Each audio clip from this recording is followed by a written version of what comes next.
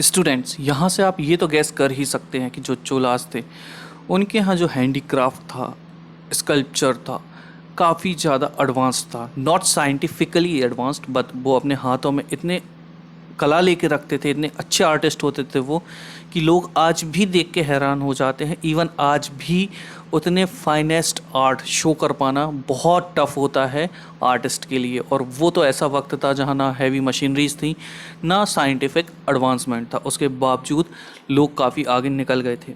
आप परफेक्शन के लिए इस इमेज को देख सकते हैं जो कि आपकी स्क्रीन पर दिख रही है।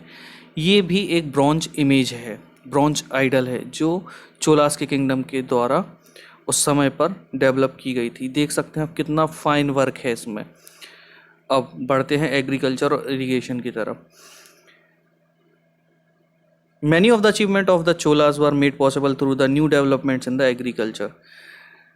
एग्रीकल्चर में काफ़ी डेवलपमेंट कर लेने के कारण चोलास को बहुत सारे अचीवमेंट मिले। आप जाकर सेकंड मैप में देखें, आइए मैं आपको ले चलता हूँ।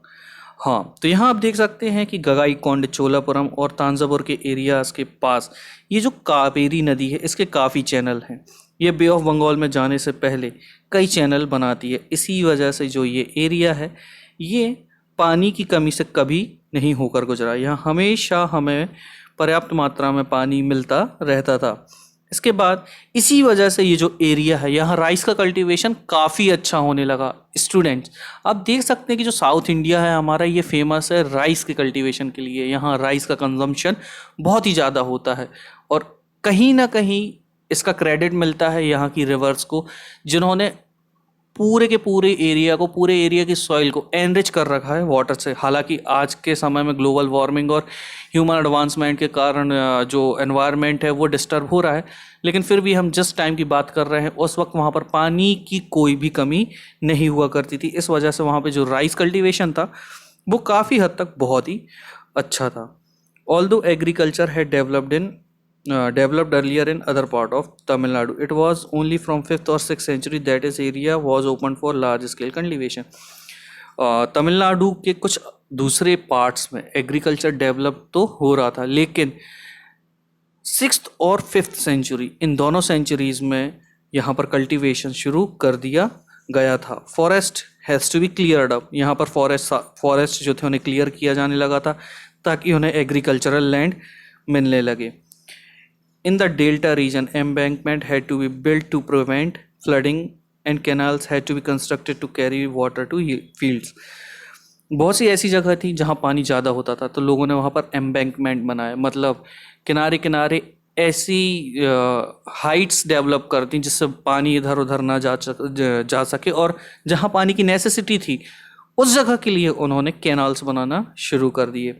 आप ये फिगर 5 देखिए, ये 9th सेंचुरी का सियुलिस गेट है। यहाँ पर आप देख सकते हैं कि उस वक्त भी उन्होंने पानी का लेवल उन्हें पानी का लेवल पता चले, इसलिए एक वहाँ पर जो ये इरेक्ट किया है, ये स्कल्पचर इरेक्ट किया है, इससे उन्हें ये पता चलता रहता था।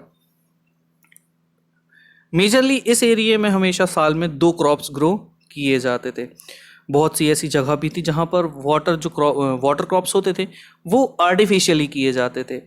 इनके लिए वैरायटी ऑफ मेथड्स यूज़ की जाती थी। कुछ ऐसी जगह थी जहाँ वेल्स बनाए जाते थे, मतलब कुएं बनाए जाते थे।